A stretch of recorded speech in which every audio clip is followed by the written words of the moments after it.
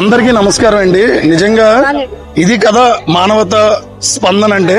వైజాగే కాకుండా విజయనగరం, వైజాగ్ లో మీకు ఆల్రెడీ తెలుసు సోషల్ మీడియాలో స్క్రోల్ అవుతున్నాయి.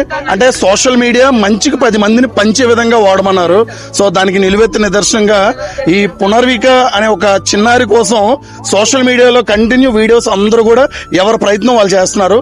మన వైజాగ్ వచ్చేసరికి జనసేన మామగారు, శంకర్ గారు, హరి గారు. అలాగే ఇక్కడ ఈ కార్యక్రమం వైజాగ్ 1080 పార్క్ వద్ద ఈ రోజైతే అంటే ₹1 కూడా చాలా వాల్యుబుల్ అని చెప్పి సండే అయినప్పటికీ మా అమ్మతో పాటు కొంతమంది చిన్నారులు కూడా వచ్చి, ఎందుకంటే సండే అంటే ఆడుకుంటారు, కానీ పిల్లలందరూ చూడండి మాలాంటి ఒక పసి హృదయం, మాలాగా ఉన్నటువంటి ఒక చిన్నారి చెల్లి, ఒక చిట్టి చెల్లి హ్యాపీగా ఉండాలని చెప్పి వాళ్ళు కూడా ముందుకు వచ్చారు.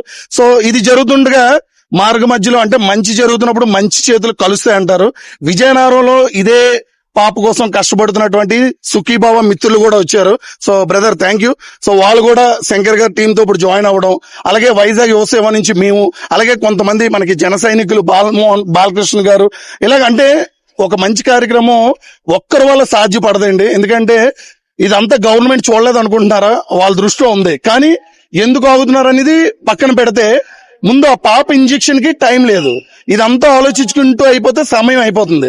కానీ ఆ ఇంజెక్షన్ కోసం 16 కోట్లకి ఒక వ్యక్తి తీసుకున్నటువంటి ఇనిషియేటివ్ ట్రావెల్ జగదీష్ గారు, అలాగే ఇంకొక ఆయన సైక్లింగ్ చేస్తూ వాళ్ళిద్దరూ తీసుకున్నటువంటి ఒక చిన్న స్టెప్ ఈ రోజు ఇంత ఉద్యమం లాగా ప్రతి జిల్లాలో వాడవాడలా ఈ పునర్విక పాప ప్రాణం కాపాడాలని చెప్పి స్వచ్ఛందంగా వచ్చి రోడ్ల మీద అయితే అసలు ఎప్పుడు కూడా ఎవరి పనిలో వాళ్ళు బిజీగా ఉంటారు.